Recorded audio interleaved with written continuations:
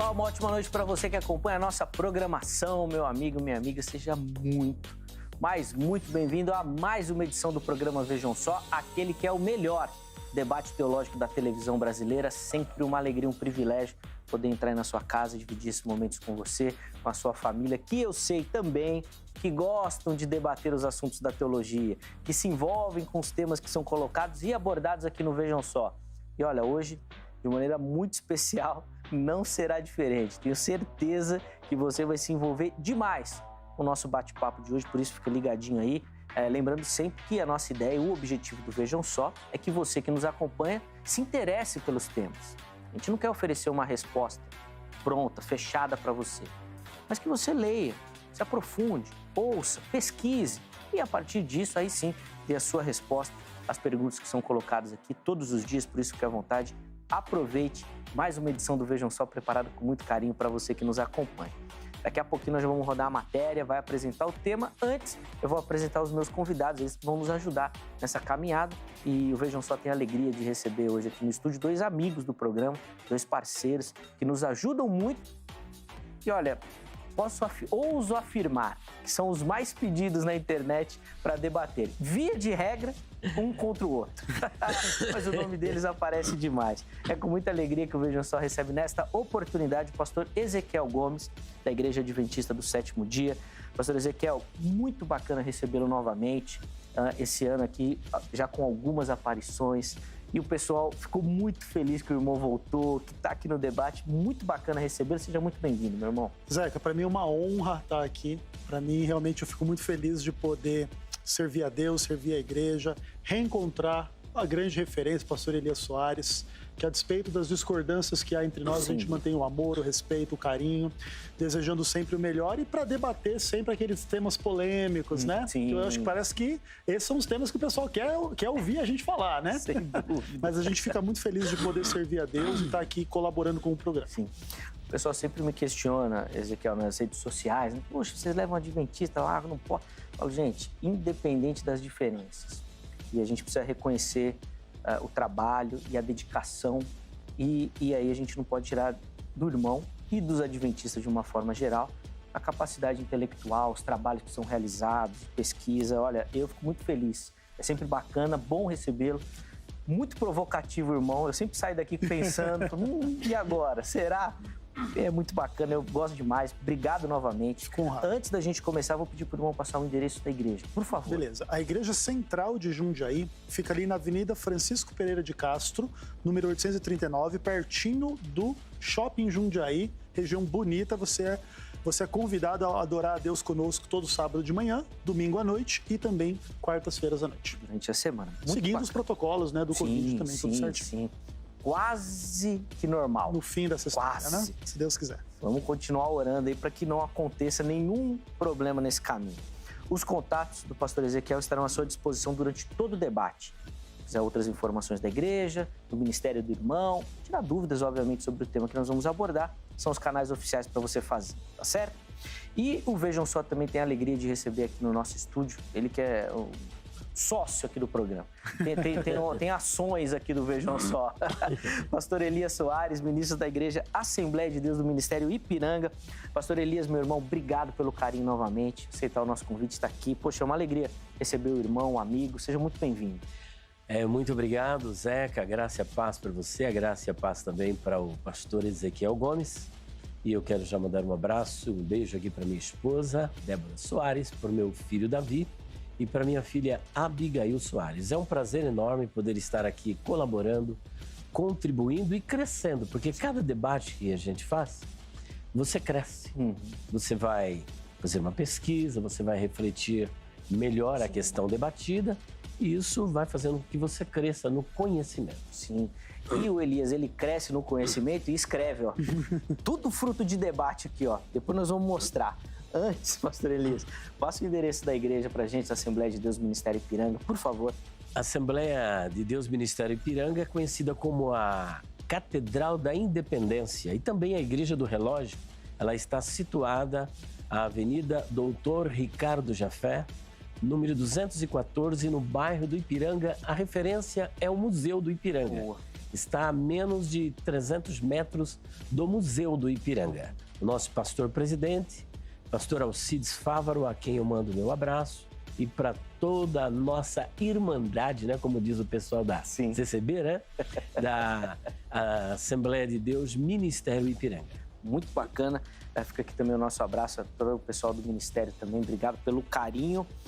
Pastor Elias, vou mostrar aqui rapidamente alguns, né? O irmão tem outros materiais, mas para quem nos assiste também conhecer um pouquinho. Perguntas difíceis de responder, volume 2. Esse aqui, o que está na minha mão. Fala um pouquinho o que o pessoal vai encontrar nele. Esta obra tem quase 400 páginas, tem capa dura, são 75 temas abordados. Entre eles, você tem, por exemplo, Jefté sacrificou sua filha? Quem foi Maria Madalena? De onde veio Deus? Quem criou o mal? Jesus tinha irmãos? São 75 temas, né?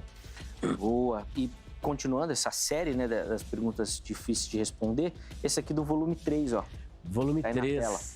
Quem são os filhos de Deus em Gênesis 6:2? Bastante polêmico. A questão Bnei Ha-Elohim, bastante debatida. Alguns acreditam que são anjos. Eu defendo que são seres humanos. O canto do galo era o canto de uma ave? Porque na época de Jesus, de acordo com a Mishnah, na seção Baba Batra 7.7, estava proibida a criação de aves como aquela, por exemplo, na cidade de Jerusalém. Então, Jesus disse, antes que o galo cante, 3 vezes negarás que me conhece. Mas se não era uma ave, que galo era esse? Então nós vamos trabalhar também essa questão. Fora isso, tem 59 temas em 312 páginas. Muito bacana. Vou mostrar esse outro aqui, Elias. Eu não sei, acho que é o mais recente trabalho. Esse é o recente que já praticamente esgotou. Eita lá. Esse dicionário bíblico aqui, explica um pouquinho pra gente. Dicionário de palavras, expressões, interpretação e curiosidades bíblicas com 1168 páginas. Nós trabalhamos etimologia de palavras, trabalhamos a questão teológica em defesa do arminianismo, que é uma polarização, calvinismo-arminianismo. Trabalhamos as curiosidades. Entre essas curiosidades, nós temos aí, por exemplo, a cidadania do apóstolo Paulo, os direitos de um cidadão do Império Romano.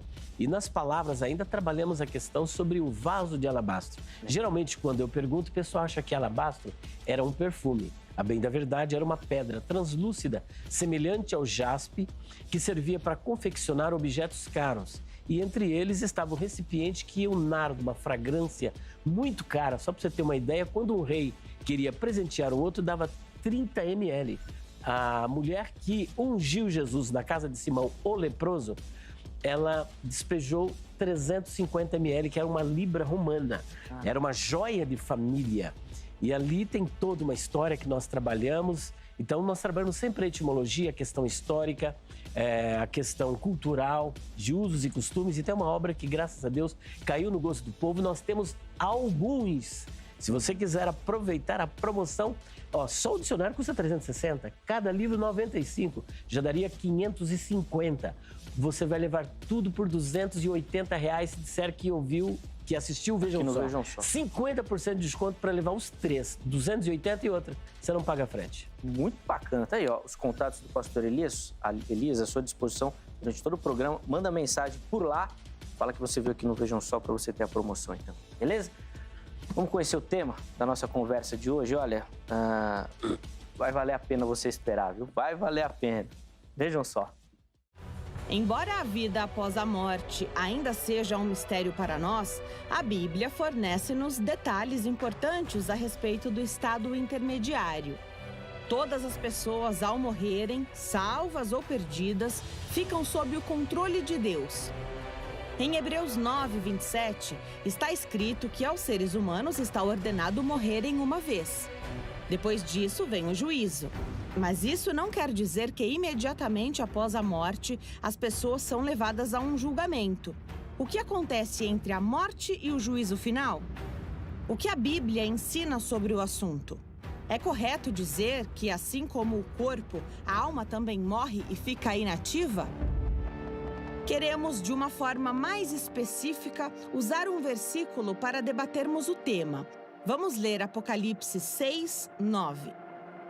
Quando ele abriu o 5º selo, vi, debaixo do altar, as almas daqueles que tinham sido mortos por causa da palavra de Deus e por causa do testemunho que sustentavam.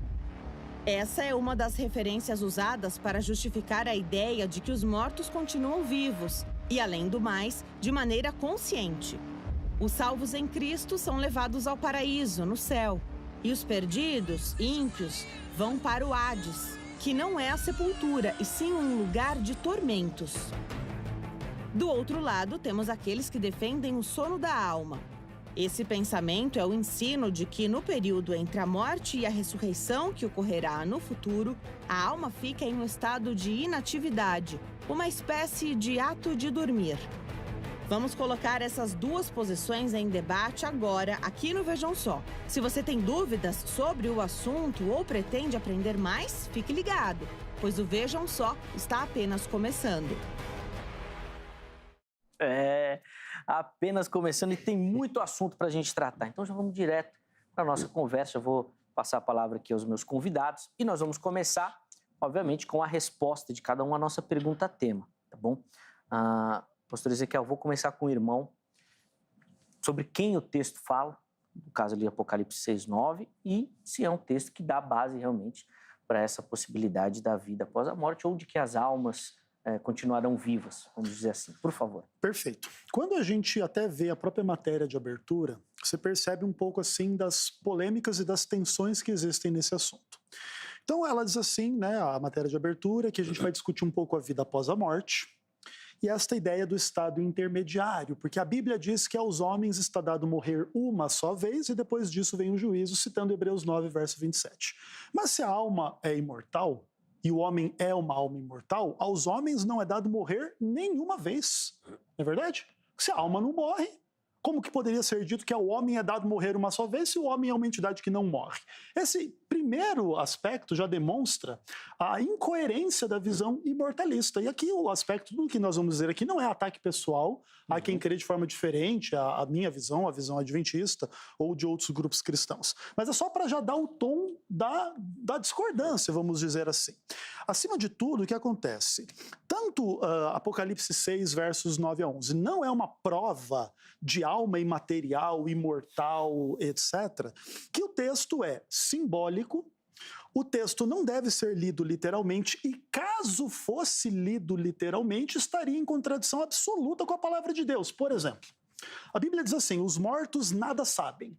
Só que aí as almas debaixo do altar, elas sabem que Deus é soberano, elas sabem que Deus é justo e verdadeiro, elas sabem que o sangue delas ainda não foi vingado e precisa ser vingado e elas clamam por isso.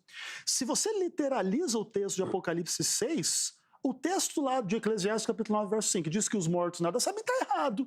Outra coisa, a gente tem, por exemplo, o salmo bíblico que diz que os mortos não louvam ao Senhor, nem aqueles que descem à região do silêncio. Como que a Bíblia descreve a morte? Como silêncio. Como que pode ser silêncio se eles estão clamando, conversando, pedindo e falando? Você percebe literalmente que um desses textos tem que ser simbólico. E qual que é o texto mais apto a ser simbólico? É o texto do Apocalipse, que naturalmente o livro do Apocalipse é um livro muito difícil de ser interpretado, mas esse texto específico não é tão difícil assim, e a gente vai expor com mais tempo durante o debate. Sim, vamos falar mais desse texto, tentar aprofundar o máximo possível, além de, obviamente, assim como o pastor Ezequiel já fez, outros textos que vão aparecer também durante a nossa conversa. Pastor Elias, quero ouvir o irmão também, como é que o irmão responde a nossa pergunta-tema, por favor.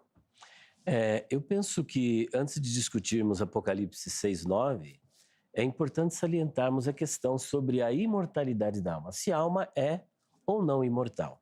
Eu fiquei prestando atenção em alguns textos que o pastor Ezequiel citou, por exemplo, Eclesiastes capítulo 9, versículos, eles citam apenas os 5, né, e deixam de citar os 6, e também os Salmos, e também ele citou Hebreus capítulo 9, que aos homens está ordenado, acho que é 27, 9, 27, aos homens está ordenado morrer uma só vez, vindo depois disso o juízo. Quando nós abordamos a questão da morte nesses textos, tanto em Eclesiastes capítulo 9, versículos 5 e 6, Hebreus capítulo 9, versículo 28 e outras citações que aparecem nos livros dos Salmos, nós devemos analisar isso a partir da perspectiva de Salomão. Salomão está analisando a vida debaixo do sol. Então, outro detalhe importante, que quando a Bíblia fala de morte, nós precisamos analisar Que tipo de morte? Nós temos a morte física, nós temos a morte espiritual e temos a morte eterna, que é a segunda morte. Quando a Bíblia fala sobre morte, neste caso, está falando sobre a morte, em primeiro lugar, a morte física. A alma morre no sentido não de deixar de existir, mas de se tornar totalmente fora da presença de Deus. Então, alguém que está banido da presença de Deus, mesmo estando vivo, é como se estivesse morto. Isso é um ponto bastante interessante. Agora, ali em Apocalipse, capítulo 6, versículo 9, é um texto que pode ser usado para defender a imortalidade da alma, até porque nós temos ali almas. E o texto grego que aparece é o seguinte, é tas psichas ton sagmenos. Olha só. Tas psichas ton sagmenos. Os dois primeiros pontos estão no acusativo. Só que o segundo, que é o tom sagmenos, está num genitivo. E essa ideia de genitivo, ela vai trazer a ideia de origem. Por exemplo, as almas dos. Não diz que são as almas, mas as almas dos que foram degolados. Porque esses sagmenos são os degolados, aqueles que tiveram uma morte violenta. Então, o que João estava contemplando não são seus corpos, mas contemplando as suas almas, que, a bem da verdade, nós temos pelo menos 3 lexicógrafos que descrevem a alma como parte imaterial e imortal. E é isso que João estava vendo ali no céu. Boa, depois a gente, obviamente, tem muito assunto. O pastor Ezequiel está só anotando ali, para depois fazer os comentários também. Muito bacana. Ó, deixa eu ouvir a sua opinião. Entra lá no nosso perfil do Instagram, @programa Vejam Só, e lá você vai encontrar não só as nossas enquetes, mas outras maneiras de interagir aqui com o Vejam Só. Só um lembretezinho para você rápido.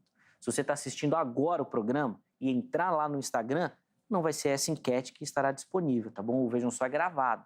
Então a gente precisa disponibilizar antes o material para você votar, participar, e aí a gente consegue colocar dentro do programa. Mas entrou lá agora, vota na que está disponível, tá certo? Espero a sua contribuição e participação. A pergunta que nós colocamos lá é a seguinte: as almas são relatadas aí no texto de Apocalipse 6:9, nossa matéria apresentou também, nossos convidados já falaram um pouquinho. Estão conscientes aguardando o julgamento final? Você tem 2 opções, sim e não. Escolha uma das opções.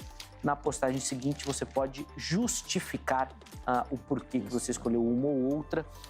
Durante o nosso debate, nós vamos tentar colocar esses comentários aqui também para os nossos convidados fazerem, né, algumas observações sobre a sua opinião. Tá certo?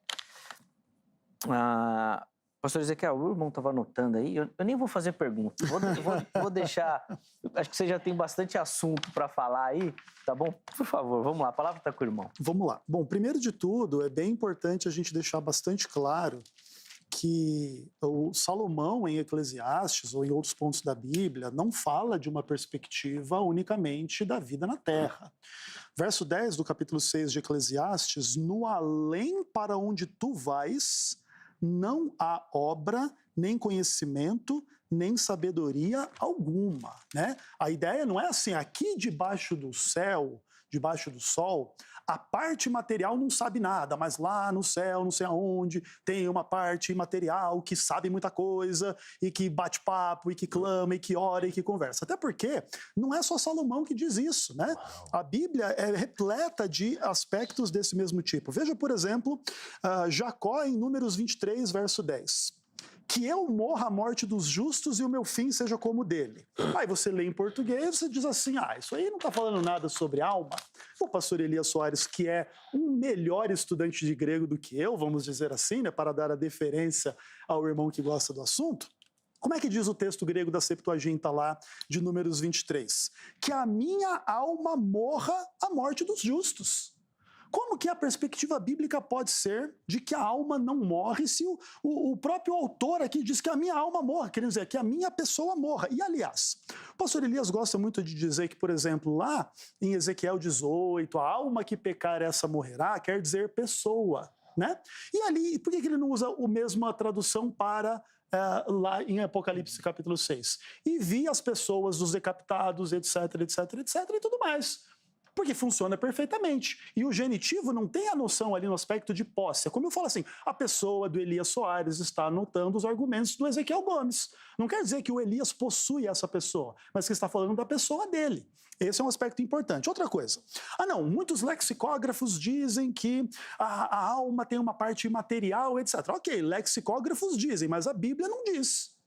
Certo? O que acontece? Existe uma interpretação baseada na filosofia grega que muitas vezes coloca a alma como essa entidade material. E aí eu vou ler, para terminar o meu comentário, um pequeno trecho aqui, e você vai me dizer se foi um adventista que escreveu ou não. Segundo a Bíblia, o ser humano é uma unidade. É verdade que há menção de elementos que entram nessa constituição, mas não ao ser humano como ter 2 ou 3 naturezas diferentes que podem subsistir separadamente. O conceito de um paralelismo entre 2 ou 3 elementos constitutivos é oriundo da filosofia grega, sendo, portanto, estranho ao pensamento bíblico. Você acha que isso aqui é um pensamento adventista? Não sabe, né? Esse aqui é o trabalho do Fernando Albano, cujo título é Dualismo, Corpo e Alma na Teologia Pentecostal. Mesmo pentecostais que estão estudando a Bíblia estão percebendo que esse argumento de que a alma é imaterial e, portanto, ela sobrevive à alma vem do dualismo grego e não da palavra de Deus. Aliás, eu desafio o pastor Elias a mostrar um texto na Bíblia onde se diga que a alma é uma entidade imaterial. Porque se não existir esse texto, a base fundamental dessa convicção é extra-bíblica. Lembra quando se fala mal da vovó White, ou Elias Soares? Que os adventistas são isso e aquilo porque eles creem em coisas fora da Bíblia. Porque Ellen White falou uma coisa que não está escrita na Bíblia, você não pode acreditar nisso, acredite na Bíblia. Então agora, Elias, mostre para as pessoas onde a Bíblia diz que a alma é uma entidade imaterial e se você mostrar, até eu me converto à sua doutrina. O Elias vai ter a oportunidade de responder tudo isso na sequência. Eu queria só que o irmão, rapidamente, falasse um pouquinho sobre a questão das divisões que o Elias fez de mortes. Perfeito. Morte espiritual. Como é que o irmão vê essa Perfeito. questão? Sim, é importante definir didaticamente esses aspectos de morte, é verdade. Só que morte não pode não ser morte. Esse é um ponto importante. Por exemplo, vamos dizer o seguinte, existe uma morte espiritual, então isso quer dizer que o ser humano não morre. Aí, nesse caso, você entra em contradição com o próprio conceito de morte. A morte espiritual, ela é um conceito relativo que usa elementos da morte física para chamar a atenção para uma condição de pecado. Então, por exemplo, o que acontece com a pessoa quando ela morre? Ela fica inativa, inconsciente, ela não pode fazer nada e etc. Então, o ser humano pecador, ele está morto para Deus. Ele não pode fazer o bem, ele não pode ser salvo, ele não pode fazer as coisas, por isso Deus tem que dar vida para ele. Então, nesse aspecto, há uma analogia entre a morte física e a morte espiritual. Mas você não pode dizer, porque há uma morte espiritual, não, então quando a Bíblia fala de morte, a morte não é verdadeira, ou ela é só referente ao corpo e não à alma, que aí o salário do pecado deixa de ser a morte, que aí o ser humano é um pecador ou não é? Se o ser humano for um pecador na sua alma, ele tem que morrer, porque a alma que pecar, essa morrerá. Aí se ele não for, como é que essa alma vai sofrer eternamente no inferno se ela não tem pecado? Porque o salário do pecado é a morte, não a tortura eterna. Mas aí tem bastante coisa para o Elias comentar aí. Muito mesmo. Elias, a palavra está com o irmão aí. Tem muito desafio. E deixa eu só dar uma pincelada aqui, que eu vou ter que pagar um café pro Ronaldo, porque eu falei que o Elias é ser o primeiro a citar Ellen White. E foi o Ezequiel que fez. Já me adiantei, né? Já me adiantei. Eu perdi o café, depois vou acertar as contas com o Ronaldo lá. Vamos lá, Elias, por favor, a palavra está com o irmão. É interessante, né? Porque o comum seria eu citar a vovó White, né? Eu tinha certeza disso. Falei pro Ronaldo, falei, vai ser na primeira fala. E o Ezequiel atropelou. E ele não só cita a vovó White, como da outra vez que nós estivemos debatendo aqui, lá nos bastidores, ele fez uma revelação que eu não sabia. Segundo ele mesmo. Ela levou uma pedrada na cabeça e depois dessa pedrada ela ficou meio pirada e começou a escrever. Ele me disse lá no estúdio. Olha só. Esse é um fato clássico da história de adventista. Mas é impressionante, um próprio adventista depondo contra a profetisa do movimento. Essa porque informação... diz que ela é maluca. Não, ele depondo contra a profetisa inspirada. Mas já que ele começou, né? Vamos pro texto. Vamos agora para o texto. No além para onde tu vais. É importante ele interpretar o que é esse além. Porque pelo que ele está dizendo, esse além é no céu. Se é no céu, então o que ele está dizendo é o seguinte, no além para onde tu vais. Tu quem? O ímpio ou o salvo? Será que vão os dois? Então ele está colocando os dois lá no além. Além, até onde eu sei, é a sepultura. É isso que Salomão está analisando, porque até o capítulo 8, até o capítulo 9, ele está analisando a vida a partir de uma perspectiva debaixo do sol. Tanto é verdade que no versículo 6 ele diz o seguinte, que nós não teremos recompensa. Ora, não teremos recompensa? Será que no além ninguém vai ter recompensa? O salvo não tem recompensa? O ímpio também não tem recompensa? Ele tem recompensa para a perdição. Então ele precisa interpretar melhor o que é esse além, definir para as pessoas, porque jogar assim, sem dar a interpretação, fica meio estranho, né? Aí ele diz o seguinte, que Jacó diz que a minha alma morra. A minha alma morra. Como é que ele vai dizer que a minha alma morra? Como é que a alma pode morrer se ela não é imortal? Ali é uma figura de linguagem, ele está falando da morte dele mesmo, né? Da morte dele, e não da parte material que sobrevive à morte do corpo. Quarto ponto, porque eu não uso a mesma interpretação de Ezequiel 18:4 para Apocalipse 6, versículo 9. Primeiro que ele insiste nessa questão de que Ezequiel, capítulo 18, versículo 4, está falando da parte material. É muito importante nós analisarmos a palavra alma, porque ela tem um contexto diferente no Antigo do Novo Testamento. Como nós já dissemos no outro debate que estivemos aqui, existem palavras que têm um campo semântico muito amplo. A palavra alma é uma destas. No hebraico você tem, por exemplo, a palavra psirê, ou melhor, é nefesh. E nefesh, no Antigo Testamento, não tem o mesmo sentido do Novo Testamento. Porque nós temos aquilo que nós chamamos de revelação progressiva. Doutrinas que no Antigo Testamento não estavam claras, não estavam evidentes, elas são elucidadas no Novo Testamento. Portanto, ali no capítulo 18 de Ezequiel, versículo de número 4, a morte ali, na verdade, por exemplo, a alma que pecar, esta morrerá, você não deve entender como sendo uma morte no sentido literal, mas a pessoa que pecar, esta será punida, que nós temos que analisar o texto à luz do contexto, porque o que é que estava acontecendo?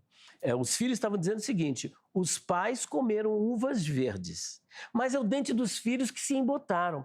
Em outras palavras, os nossos pais pecaram e nós estamos recebendo a consequência. Porque temos que analisar o livro de Ezequiel à luz do seu contexto. E qual é o contexto do livro de Ezequiel?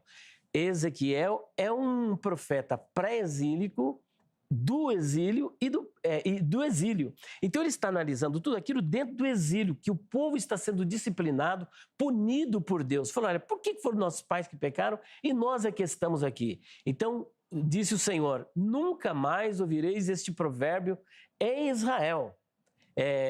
Mas a alma que pecar, ou seja, a pessoa que errar, esta será punida. Ali não tem nada a ver com a parte imaterial. Agora, por que eu não uso o mesmo termo?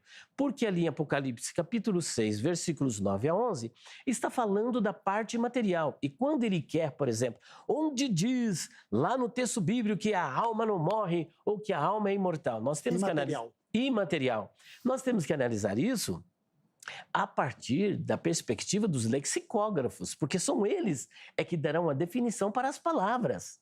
A Bíblia não está interessada em etimologias de palavra. A etimologia, ela é absorvida pelos léxicos, pelos dicionários. Portanto, nós temos pelo menos 3 lexicógrafos dicionaristas que descrevem psirê como parte material e imortal, e eu posso citá-los. O primeiro que eu quero citar é o Vine. O segundo, Edward Robson, que tem uma parceria, por exemplo, com um grande linguista do hebraico, eu não me lembro o nome agora dele, mas ele tem uma gramática muito especial, um alemão. E o terceiro que eu gostaria de citar é o Strong. Então você tem 3, cuja definição da palavra psirê, é parte imaterial que sobrevive à morte do corpo. Aí quando ele cita, por exemplo, um autor assembleiano, meu amigo, cada um está livre para dizer o que quiser. O fato dele ser da Assembleia não significa que todos são uniformemente na sua interpretação. Eu discordo de muita coisa de intérpretes da Assembleia de Deus. Não significa que eu tenho que ser uma unanimidade. Eu até admiro, porque o que ele está usando é o que a gente chama de falácia do argumento do apelo à autoridade, apelando a uma autoridade, que ele acha que é uma autoridade, para tentar definir questões antropológicas como essa que nós estamos trabalhando. E uma das provas que a alma é imortal, eu quero deixar para o pastor Ezequiel. Está em Lucas capítulo 23, versículo de número 43. Olha o que aquele ex-ladrão, que a tradição chama ele de Dimas, disse. Senhor, lembra-te de mim quando vieres no teu reino, quando entrares no teu reino. Qual foi a resposta do Senhor Jesus? Na verdade, eu te digo, hoje estarás comigo no paraíso. Olha só, na verdade te digo, hoje estarás comigo no paraíso. Bom, nós sabemos que aquele ex-ladrão, ele morreu naquele dia e o seu corpo foi sepultado, porque não poderia ficar no sábado aquele corpo em exposição. Se Jesus disse, hoje estarás comigo no paraíso, o que é que ele levou? O corpo não poderia ser, porque Jesus não poderia glorificar aquele corpo e levá-lo ao mesmo dia para o céu. Então o que ele tinha que levar? Levar a sua alma que é imortal. Não há outra escapatória. E aí está uma das provas concludentes da imortalidade da alma. O Ezequiel vai comentar rapidinho, Elias, por favor. Sim. O Ezequiel falou bem, inclusive quando ele citou o autor assembleano, do dualismo. Uhum. Eu queria que o irmão falasse um pouquinho sobre essa questão dessa influência, se existe, do pensamento grego na leitura do texto, por favor. Então, esse é um argumento muito antigo usado pelos amigos adventistas do sétimo dia, e não somente esse, né? Até um que ele usou da outra vez, né, com muita euforia, isso é uma doutrina diabólica, né? E que aí ficou claro a nossa diferença, né? A pessoa, quando ela falta argumento, ela parte para agressão, né? Chamando de diabólico, e ele feriu não somente a mim, mas toda a comunidade evangélica do modo geral, dizendo que os evangélicos acreditam numa doutrina diabólica. Aí é curioso que naquela vez ele disse o seguinte, eu não digo que é platônica, só que agora já disse que é platônica. Você vê, parece que ele mudou de ideia. Ele disse, a primeira vez é diabólica e não era platônica. Agora ele não disse diabólica, mas disse que é platônica. Talvez ele concorde com as duas coisas, mas ele camufla um pouquinho, né, o tema. É importante analisarmos a questão sobre a origem da alma. Existem 3 teorias para a origem da alma.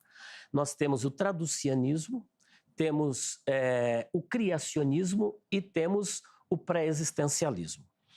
A doutrina platônica, ela é pré-existencialista, só que ela transcende, eis aí um grande problema para os mortalistas quando eles tentam associar a visão imortalista do cristianismo ortodoxo com a visão imortalista de Platão. Platão, ele não acreditava numa alma que se originou em Deus. Ele acreditava numa alma incriada, portanto, uma alma eterna. Então, é diferente, porque nós, por exemplo, eu, principalmente, defendo a visão traducianista, que a maioria defende essa ideia de que a origem da alma está em Deus. É Deus que... a origem da alma está em Deus no momento da concepção, que Deus deu esse poder para os pais. Eu não tenho uma visão criacionista que Deus cria uma alma nova e coloca no ser humano. Certo. Mas que essa alma, pela autoridade que Deus deu aos pais, quando essa criança nasce, pelo poder de Deus. Então, o que ocorre? Nós desvinculamos totalmente esse dualismo platônico, porque não acreditamos na imortalidade da alma como acredita Platão. Nós acreditamos numa imortalidade da alma que foi concedida por Deus. Geralmente eles pinçam 1 Timóteo capítulo 6, versículo 16, que só ele é imortal. Só ele é imortal em que sentido? Só ele tem em si a imortalidade, ele não herdou de ninguém. A nossa imortalidade é uma imortalidade concedida. E por isso nós somos imortais numa concessão divina. A imortalidade em Platão é autônoma, não tem origem em Deus. Então está totalmente desassociado. Esse argumento ele está totalmente fora de combate. Boa. Vamos lá, Ezequiel, por favor, a palavra está com o irmão. Bom, uma das primeiras coisas que o Elias coloca é que há uma mudança de tom entre o que está escrito no Antigo Testamento para o que está escrito no Novo Testamento. Primeiro que se isso fosse verdade, a palavra de Deus internamente já seria contraditória e você só poderia acreditar em metade dela e não em toda. Mas isso também nem é verdade quando você lê basicamente alguns textos do Novo Testamento, vou citar apenas alguns. Tiago 5, verso 20. Sabei que aquele que converte o pecador do seu caminho errado, salvará da morte a alma dele e cobrirá a multidão de pecados. Como é que você salva a morte de alguém da alma se a alma está imune à morte? É absolutamente ilógico. O contexto é absolutamente claro do Novo Testamento. Outro texto importante aqui, ó, Filipenses 2, verso 30.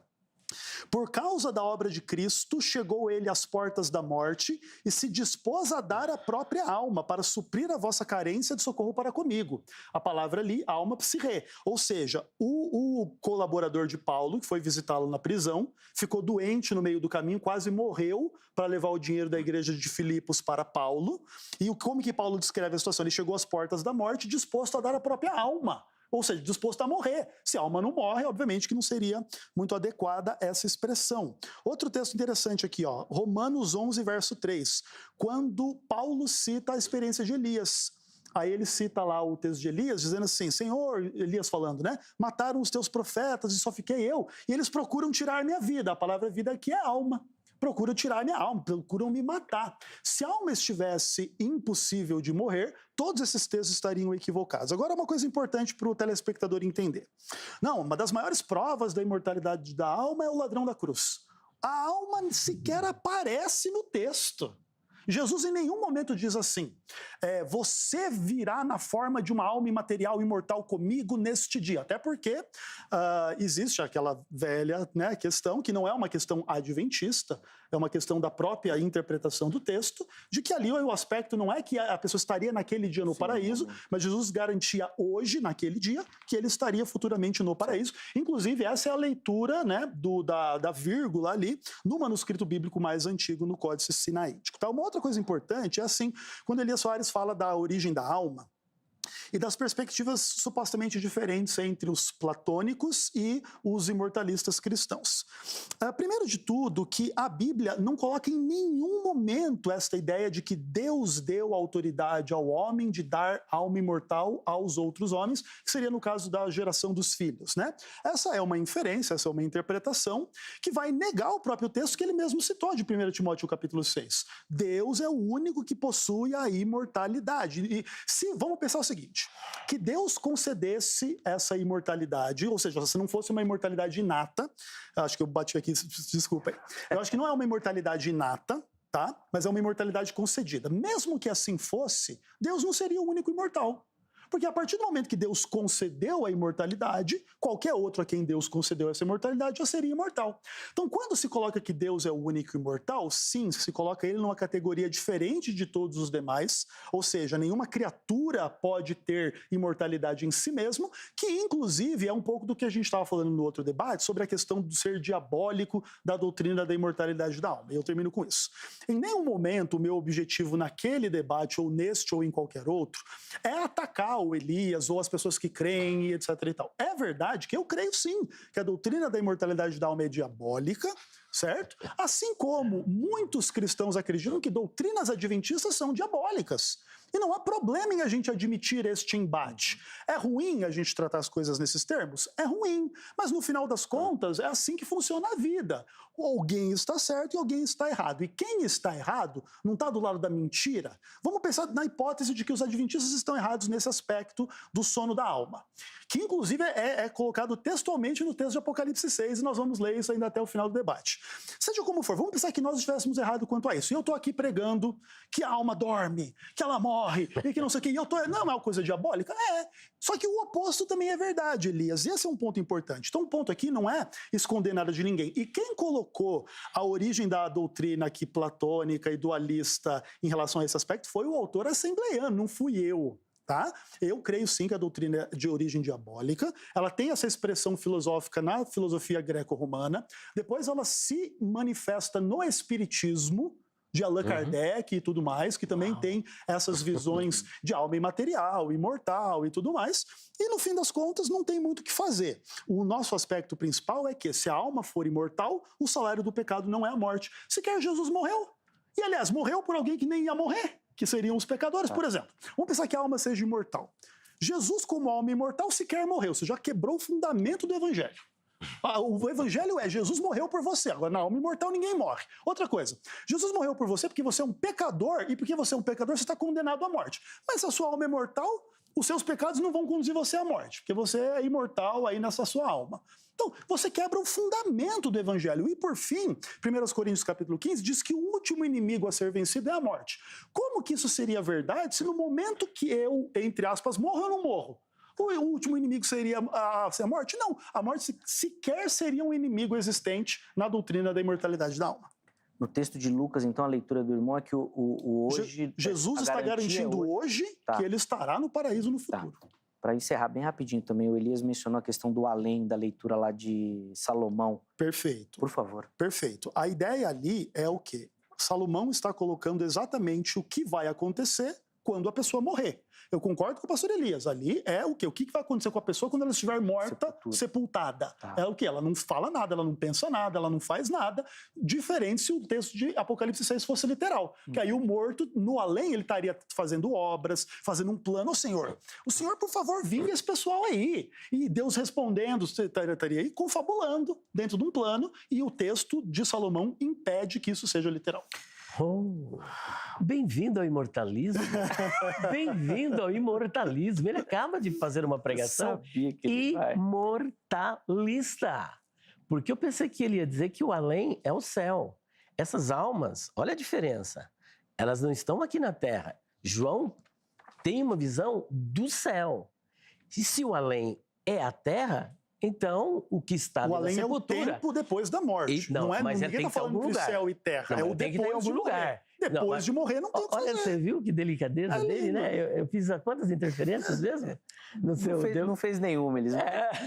Você citou diretamente. Mas olha só, mas você teria depois a sua oportunidade, né? A palavra vai voltar. Mas olha, bem-vindo ao imortalismo, porque se o além é a sepultura, porque ele diz que o corpo será enterrado, então ele está dando causa para que realmente, quando a pessoa morre, morre o corpo e não a alma. Porque o que João está vendo, ele não está vendo um corpo sepultado no Kever e nem no Minemeion.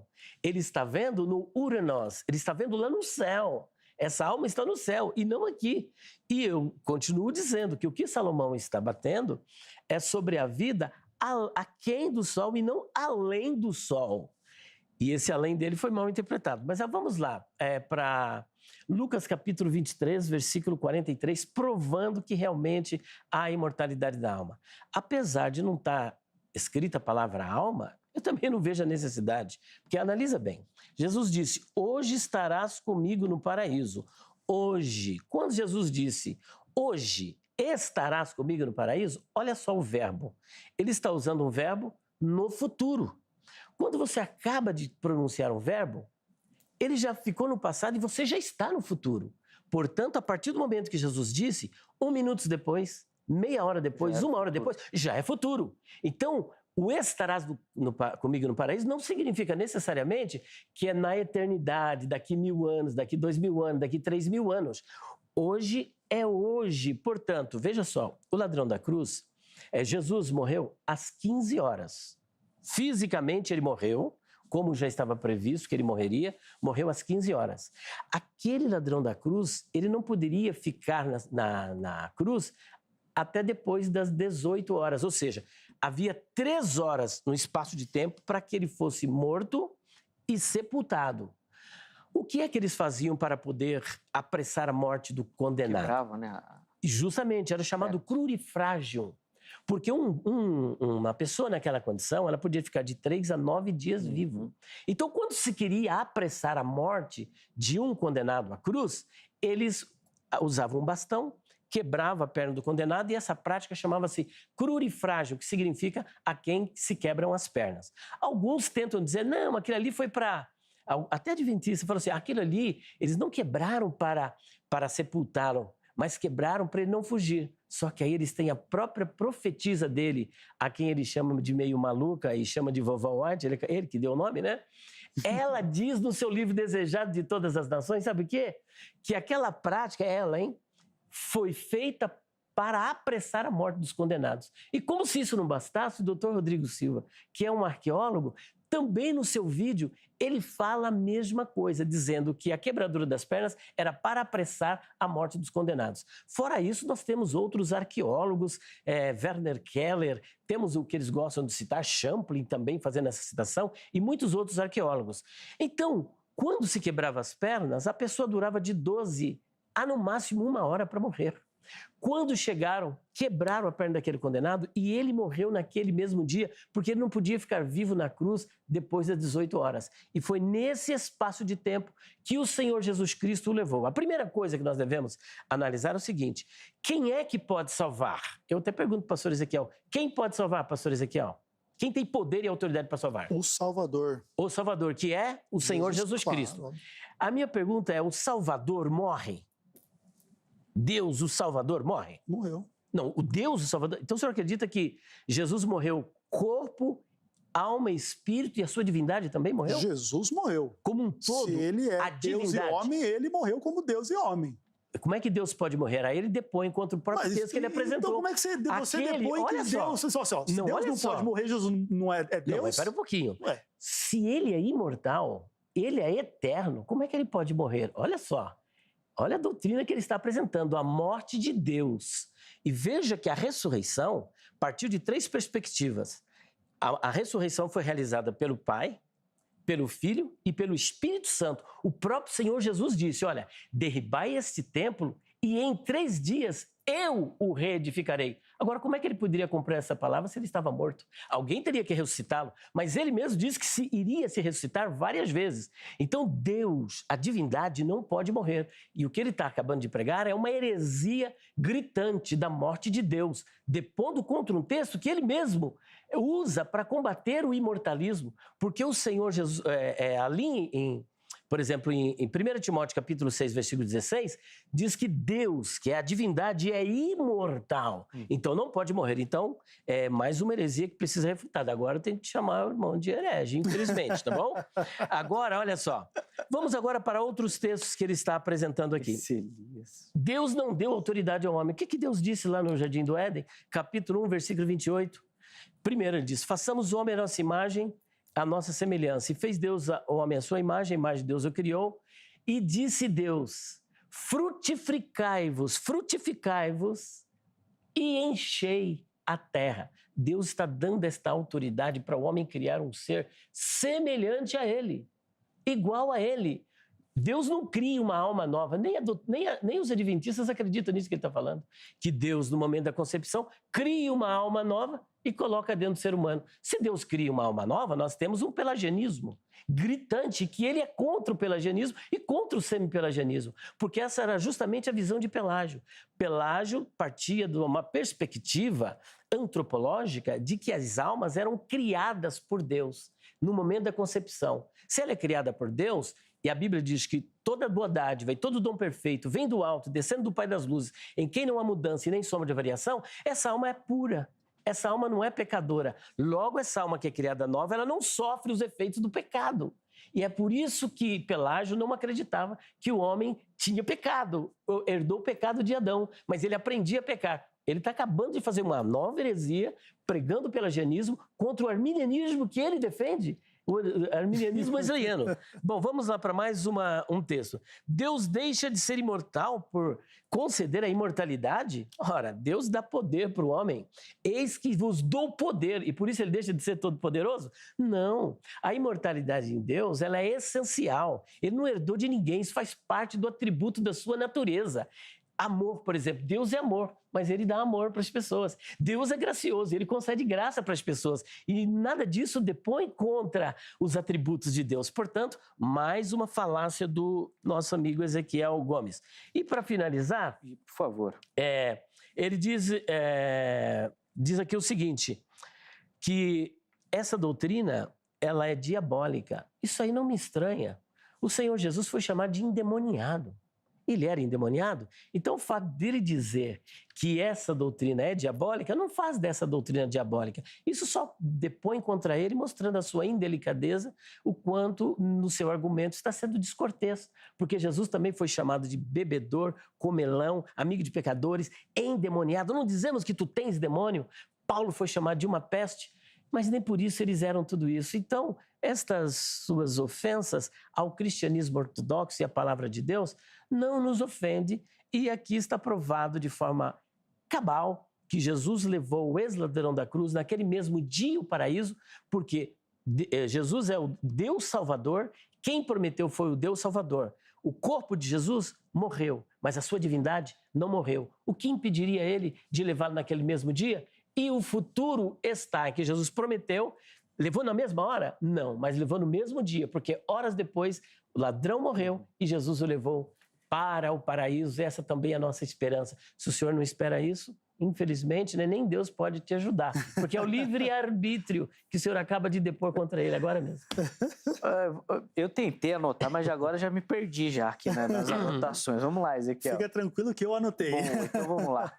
Bom, existem alguns aspectos bastante importantes para a gente lidar aqui. Primeiro de tudo, eu rechaço todas as afirmações do Elias em relação a ter provado a imortalidade da alma, ou refutado qualquer visão particular minha ou adventista, conquanto reservo o respeito ao Elias de crer desta forma, tá? Como expliquei, inclusive, no comentário, a identificação de que alguém está errado ou certo nessa discussão indica que alguém está ao lado da mentira e alguém está ao lado da verdade, e é fato que as duas posições não podem ser verdades ao mesmo tempo. Então a implicação é absolutamente lógica e não descortês de que em algum momento alguns dos dois lados está militando ao lado do inimigo. Todavia, também é verdade que Jesus morreu e carregou os pecados das pessoas. Então vamos pensar que estejamos sendo descorteses ou ruins uns com os outros. Num contexto do arrependimento, da confissão dos nossos pecados, nós temos o perdão porque Jesus morreu, não porque Jesus não morreu. E o aspecto de se Jesus morreu ou não como Deus é um aspecto bastante polêmico e complexo, e eu não defendi em nenhum momento algo do tipo assim: não, eu tenho uma visão aqui de que a alma é isso e aquilo. O Elias colocou um monte de coisas na minha boca aqui na sua fala que eu não falei. O que é importante dizer é o seguinte: quando Jesus morre, nós temos que dizer que ele, Jesus, morreu. Porque de outra forma você tem esse problema grave aí. O aspecto divino da natureza de Cristo, de fato, ele é uma polêmica se esse aspecto morreu ou não, tá? E de fato essa é uma polêmica, inclusive, relativamente insolúvel. Do lado de quem crê que Deus morreu, a ideia é que a mera morte de um ser humano não teria a eficiência que o sacrifício de Cristo tem. Por exemplo, e pegue um outro homem que não seja Cristo e sacrifique-o numa cruz em prol de toda a humanidade. Haverá redenção e salvação em função disso? Obviamente não. Porque este ser humano não tem a capacidade de redimir a humanidade, não é o Salvador.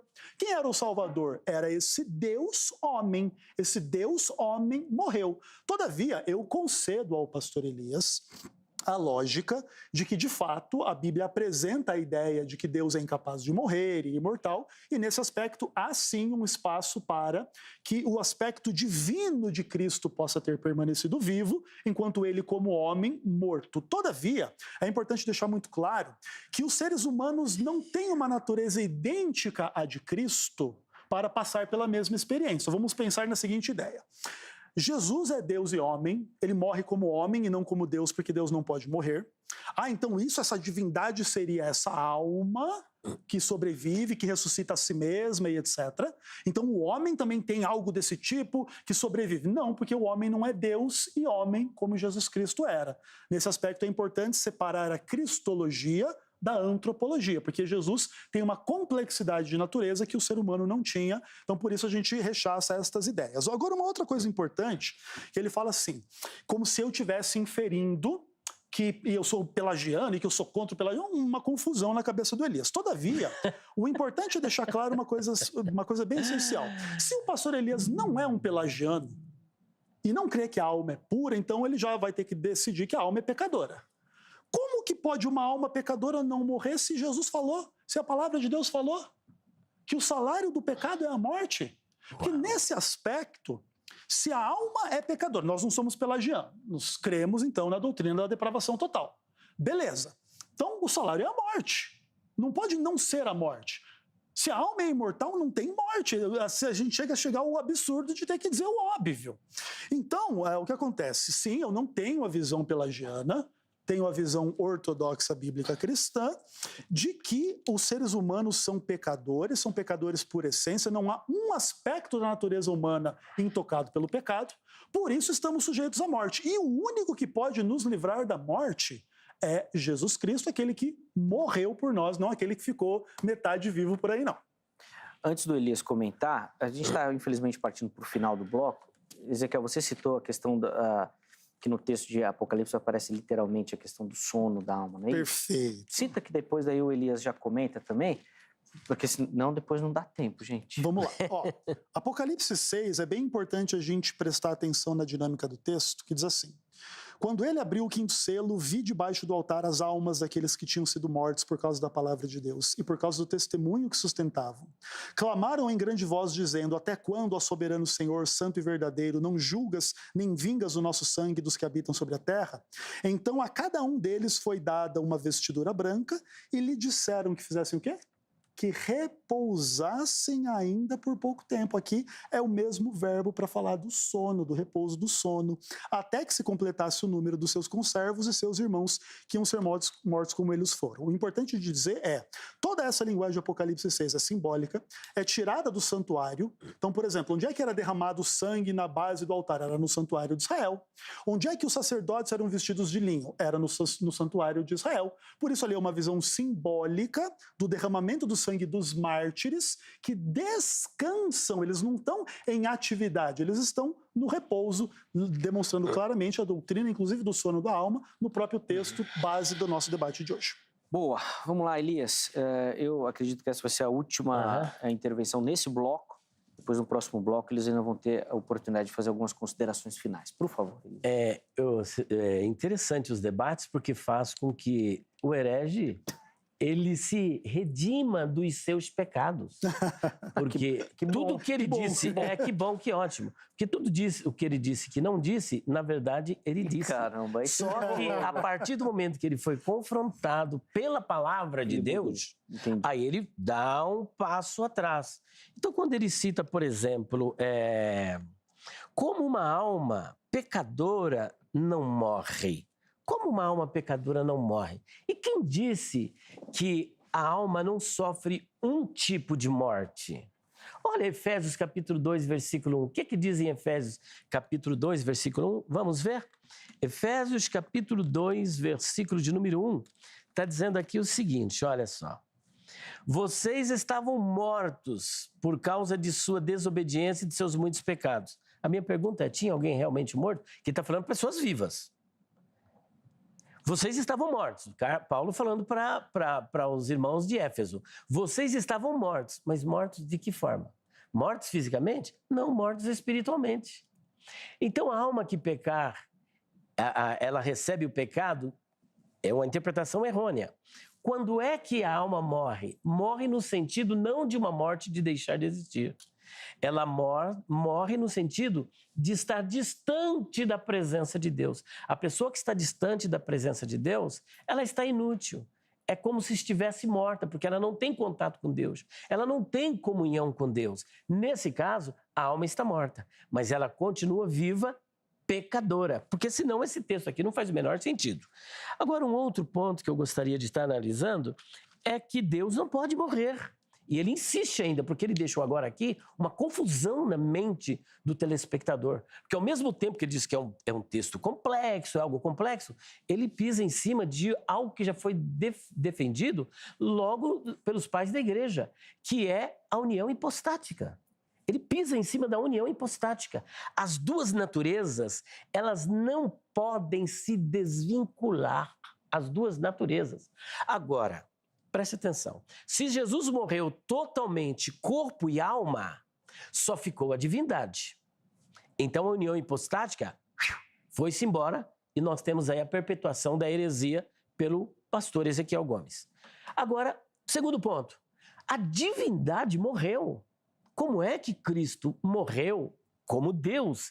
E ainda assim, ele se ressuscitou. Porque nós devemos analisar a divindade, porque parece-me que está pregando aqui um triteísmo, como se o Pai fosse um Deus, o Espírito Santo fosse outro Deus e Jesus fosse outro Deus. Porque morrendo o Deus Jesus, as outras duas pessoas que são divinas, particularmente, continuam vivas. Por exemplo, Jesus e Espírito Santo é um Deus, não é Deus, é um Deus. O Pai é um Deus e Jesus é outro Deus. É o triteísmo isso aí, não é trinitarianismo. O trinitarianismo, ele existe a partir do Shema Israel Yahvé Eloheinu, de Deuteronômio capítulo 6:4. Ouve Israel, o Senhor teu Deus é um só.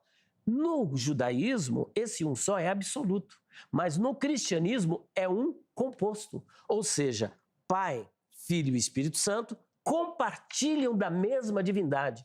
Portanto, a divindade não pode morrer, porque se ela morrer, todos estão mortos. Não tem como morrer parte da divindade.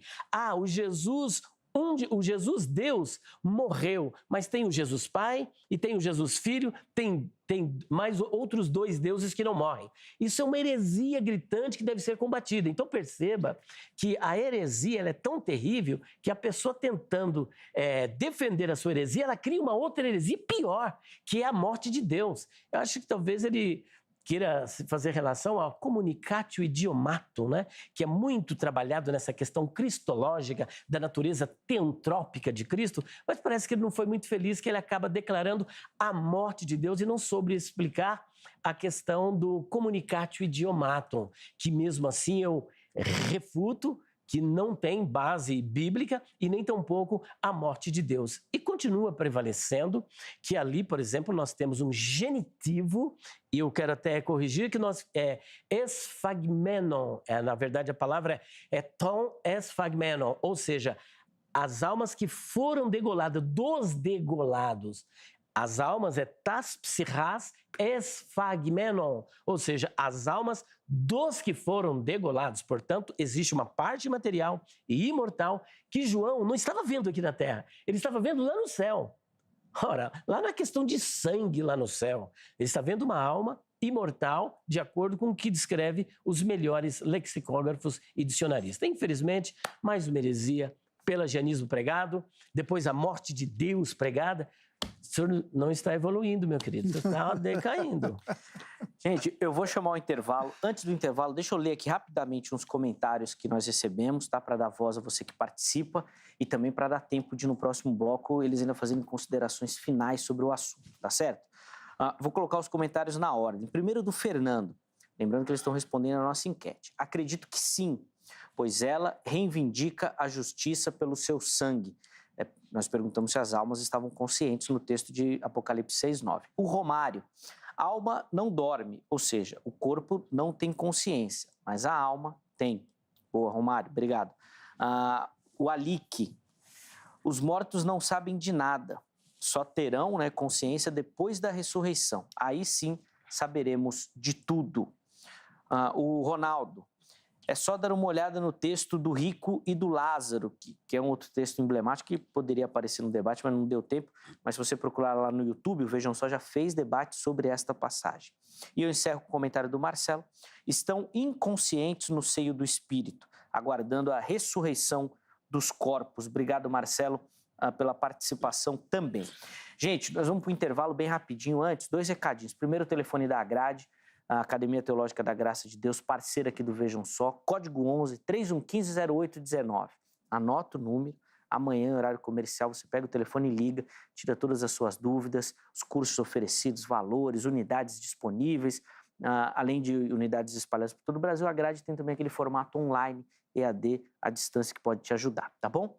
O nosso QR Code é o passaporte que vai te levar para o canal oficial da HIT, lá no YouTube. Todos os vídeos do Vejam Só estão lá à sua disposição. Perdeu algum? Você consegue assistir. Quer rever algum trecho? Está lá à sua disposição. Quer compartilhar? Você compartilha também esse conteúdo. Se você não é inscrito, chega lá no canal e se inscreva, tá bom? Para fazer parte dessa comunidade. As demais redes sociais da HIT, nosso site, várias formas aí de você interagir com a emissora, também à sua disposição. Intervalo rápido. Vejam Só vai, mas daqui a pouquinho nós já estaremos de volta.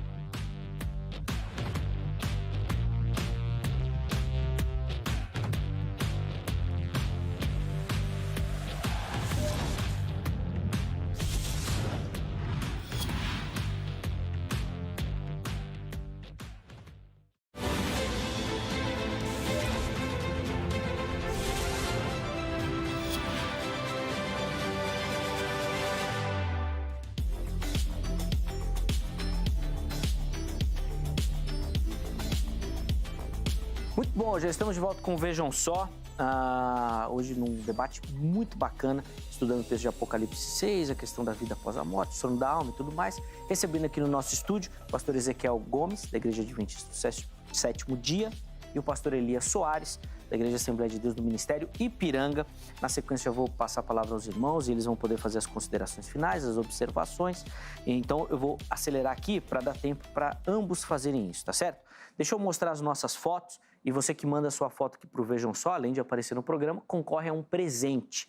Você tem dois caminhos. Nosso perfil do Instagram, @programa Vejam Só, ou se você preferir e achar melhor, pelo nosso Facebook. facebook.com/programa Vejam Só. Em qualquer uma das plataformas, vai lá nas mensagens diretas, tá bom? Já tira a sua foto, faz aquela selfie agora mesmo, tá assistindo agora, já faz a selfie ou uma foto mais elaborada, reúne a família, mostra todo mundo lá, manda pra gente. Coloca o nome completo, tá bom? Se você tá sozinho na foto, se aparece alguém, manda o nome também. Cidade e o estado direitinho pra gente poder dar o crédito aqui, tá bom? Todo mundo que mandar vai concorrer a um presente, eu vou mostrar na sequência. Vamos colocar as fotos? Primeira vem lá da Bahia, da cidade de Jaguacara. Essa eu também não conhecia. Antônio Santos. Antônio, espero ter acertado o nome da cidade, viu, meu irmão? Obrigado pelo carinho. Tá lá acompanhando o Vejam Só também. Se eu não estou enganado, o pastor Éber ao fundo ali. Obrigado, viu, meu irmão? Deus abençoe sua vida, sua casa. Todo o pessoal aí da Bahia aí que participa bastante aqui do Vejam Só. Nossa próxima foto é do litoral aqui de São Paulo, da cidade de São Vicente. Nilza Jadel. Tá ali a Nilza também acompanhando o Vejam Só. Pastor Jamierson ali ao fundo. Muito bacana. Nilza, obrigado, viu, minha irmã, pelo carinho. Deus abençoe sua vida. Continue derramando muita graça à vida na casa, no ministério da irmã também. Faça você que nos assiste como esses telespectadores. Você vai concorrer, ó. Nós vamos botar aí o nosso presente. Uma Bíblia Brasileira de Estudo, um oferecimento da editora Agnus, um trabalho coordenado pelo pastor Luiz Saião. E gentilmente deixou aqui para a gente poder sortear. Sortear não, né? Um presente que nós vamos dar para você que nos acompanha. E também esse dicionário de instituições educacionais ligados ao protestantismo. É um trabalho coordenado pela Universidade Mackenzie e o pessoal lá do curso de teologia, né, na pessoa do seu coordenador, o reverendo Sérgio, deixou aqui no programa para a gente sortear. Então você vai ganhar esse combo aí. O dicionário, muito bacana, e a Bíblia de Estudo. Manda sua foto. E você pode ganhar. Esses dias eu recebi uma mensagem lá no Instagram de um telespectador que falou que sonhou que ganhava. Eu achei que ele veio com uma indireta pro meu lado. Deixa ele. Vamos lá, meus irmãos. Vou passar a palavra para ambos. Vou coordenar aqui o tempo, mas os irmãos terão ali entre 5 e 6 minutos para fazer essas considerações finais. Ezequiel, eu vou começar com o irmão, por favor. Bom, primeiro de tudo, eu tomo para mim as palavras do pastor Elias. Nada do que se fala, que você é um herege, que você defendeu contra a Trindade, porque você falou a favor do pelagianismo, nada disso sendo verdade, não me atinge de forma nenhuma e basta qualquer um ver o debate aí quantas vezes quiser e assim ficará claro para qualquer um. Todavia, só um outro aspecto de resposta ao Elias antes das minhas considerações finais, é que Efésios 2, verso 1, não socorre a ideia da imortalidade da alma, tanto porque Colossenses 3:3 coloca a metáfora inversa. Em Efésios 2:1 é o ímpio que está morto sem Deus, e em Colossenses 3:3 é o cristão que está morto porque tem fé em Cristo. E obviamente que isso são símbolos da experiência tanto do ímpio em pecado, que está morto para Deus, e do cristão que está morto para o pecado e morto para Cristo. Então são símbolos e não são para ser tomados de forma literal como um escape, como se querendo dizer que então a alma não morre porque Efésios 2:1 usa uma metáfora de morte espiritual, né? Isso é uma forma muito irresponsável e isso sim herética de fazer teologia. Entretanto, as considerações finais, é importante dizer, o livro do Apocalipse é um dos mais difíceis de ser interpretados da Bíblia, todavia a passagem que estamos lendo não é das mais difíceis.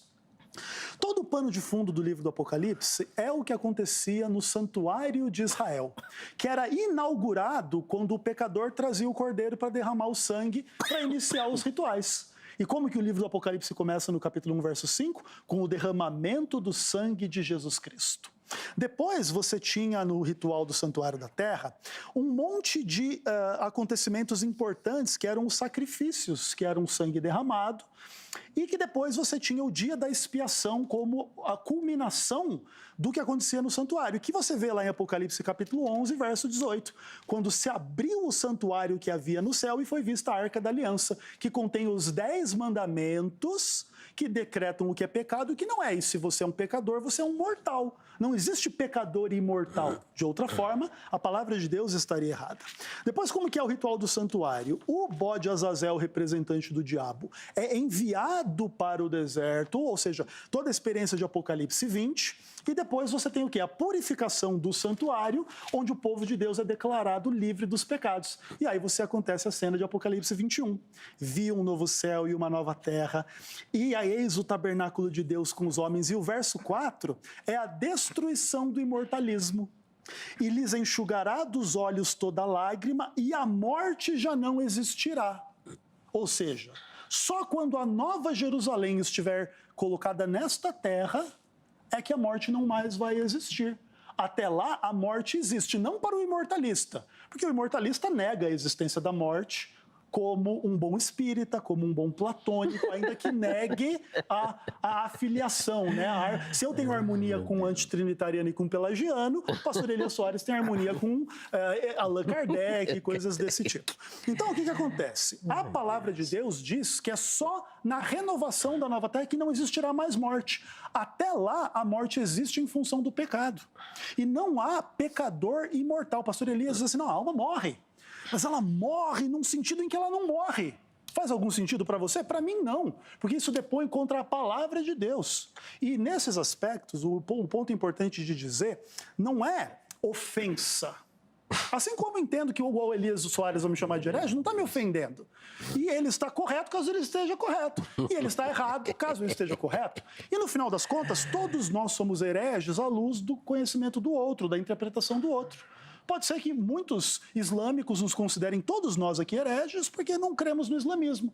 Todavia, quem vai nos julgar é a palavra de Deus, é o próprio Senhor e Salvador Jesus Cristo. E o objetivo, acima de tudo, na nossa pregação aqui, é esclarecer estas questões. O sangue clama na palavra de Deus, lá desde Abel, desde o livro de Hebreus, que coloca isso claramente, que o sangue de Abel fala coisas superiores, e coloca as almas debaixo do altar, nesse contexto onde era derramado sangue no santuário, onde eles clamam, e ainda se revela que elas estão repousando, revelando claramente uma natureza simbólica, como os demais selos. Nos demais selos, tem estrela que cai na terra, tem cavaleiro amarelo que a morte está seguindo ele, que são, obviamente, contextos simbólicos dentro dos selos do Apocalipse, que não devem ser tomados de forma literal. Então, para terminar, Elias, excelente debate, muito bom te rever, que você mantenha firme nas suas convicções e eu me mantenho firme nas minhas.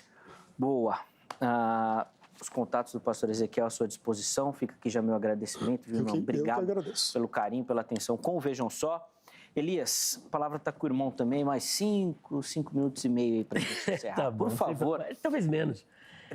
Não vai. A escola que o pastor Ezequiel está apresentando aqui é diferente da do Adventismo. O Adventismo, ele tem uma escola historicista, mas ele apresentou a escola idealista de ver o Apocalipse, que coloca tudo como simbólico. Se tudo é simbólico, não haverá Nova Jerusalém, não vai ter milênio, o Cordeiro, nada disso existe no Apocalipse. Então, veja a contradição. A segunda contradição no argumento dele é que aquele altar não é altar do holocausto, é altar do incenso. Professor Ezequiel, vamos ver isso? Esse mesmo altar, ele é repetido em outro texto, que é Apocalipse capítulo 8, versículo 3. Então veio outro anjo com um incensário de ouro e ficou em pé junto ao altar. Esse altar é justamente o altar que recebia o incenso, e o incenso, ele simboliza a oração dos santos, o clamor dos santos. E o que aquelas almas estavam fazendo ali debaixo do altar? Estavam clamando, vindicando por justiça. Veja que, novamente, eu faço citação do texto grego.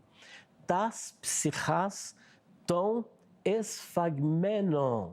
Ali é um caso genitivo que dá a ideia de almas de corpos. Agora, quando ele faz, por exemplo, uma conexão entre isso e Gênesis capítulo 4, versículo 10, que é o sangue de Abel Deus disse, clama da terra. Só que estas almas estão clamando do céu. Olha o paradoxo. Carne e sangue não era do reino de Deus. Então lá não tem sangue de seres humanos. O sangue de Jesus foi pago pelos nossos pecados aqui. E o sangue de Abel, aqui. Aqui está o sangue de Abel. Lá são almas no céu clamando. Então aí há um contraponto totalmente diferente. Agora, a morte não existirá. A pergunta é, para quem a morte não existirá? A morte não existirá para o salvo. Porque nós passamos da morte para a vida. Mas o ímpio, ele vai experimentar a morte eterna.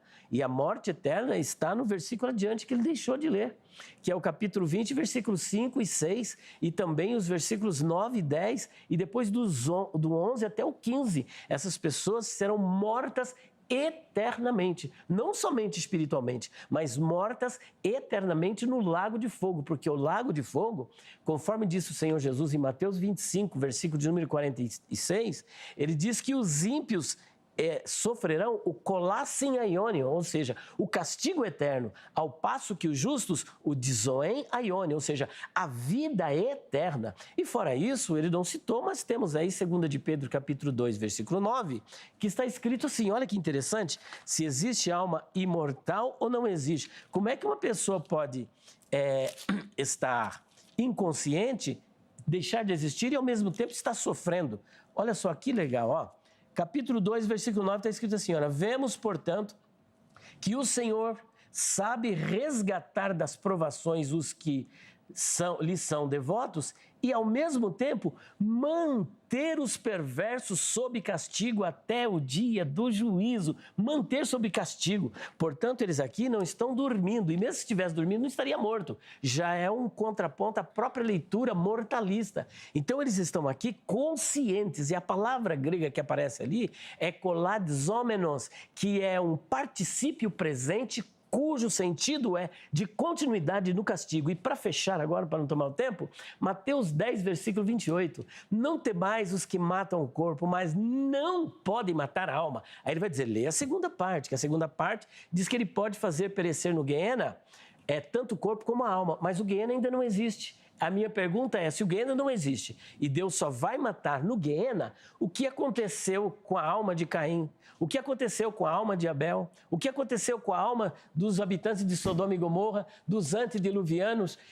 Tem que, no mínimo, ele admitir um estado intermediário, porque se Deus só vai matar no Guiena. Mas a verdade é que a palavra apólime ali significa perder, significa estragar, menos deixar de existir. Portanto, a doutrina da imortalidade da alma é defendida por Cristo, é defendida pelos apóstolos, é defendida pelos pais da igreja, é defendida pela Bíblia e é defendida por nós aqui no Vejam Só. Um abraço, pastor Ezequiel. Muito obrigado, pastor Elias. Obrigado pelo carinho com o programa também, né? Os contatos do pastor Elias, todos à sua disposição, tá bom? As informações que ele passou do material, do trabalho dele, ou dúvidas sobre o assunto também. Ele falou do texto de 2 Pedro. Nós vamos fazer um debate aqui no Vejam Só, daqui uns dias, se tudo der certo, né? Se Deus permitir. Vai ser a continuação de um debate entre o Vailate e o pastor Sérgio Monteiro sobre o texto de 2 Pedro 2,4, um pouquinho antes ali. Eles já vieram, já conversaram uma vez e vão dar sequência a esse debate. Daí no ano que vem a gente faz, eu e o Elias 2,9, não tem problema. Pronto, aí já vamos acertando aí também, porque é um assunto muito bacana, você fica ligadinho. Antes de encerrar, deixa eu primeiro deixar registrado aqui um abraço muito carinhoso para Maria Aparecida Almeida. Ela é nossa telespectadora e através de um comentário dela, em uma das fotos lá do nosso Instagram do Vejam Só, que nós pautamos esse tema, tá certo? Ela colocou lá a dúvida que ela tinha sobre esse texto de Apocalipse 6,9. Maria, obrigado pelo carinho, faça você também que nos assiste como ela, espero que tenha ajudado, tá bom? Põe na tela aí o resultado da nossa enquete, por favor, o resultado final da enquete. As almas relatadas em Apocalipse 6,9 estão conscientes? Sim ou não? 73% dos nossos internautas responderam que sim, 27% responderam que não estão conscientes. Eu imagino que o Ezequiel não teria dúvida da resposta também, né? Os hereges sempre estarão os três convosco, né? Olha, eles estão de frente com um. Esses dois estão demais, viu? Gente, obrigado pelo carinho, obrigado pela audiência, pela participação. Muito bacana dividir esses momentos com você. E a nossa oração é que o Espírito Santo te leve ao conhecimento das Sagradas Escrituras, que abençoe a sua vida e que você avance tá bom? Nesse entendimento. Forte abraço. Se Deus permitir, amanhã nós estaremos de volta com mais uma edição do programa Vejam Só. Até lá!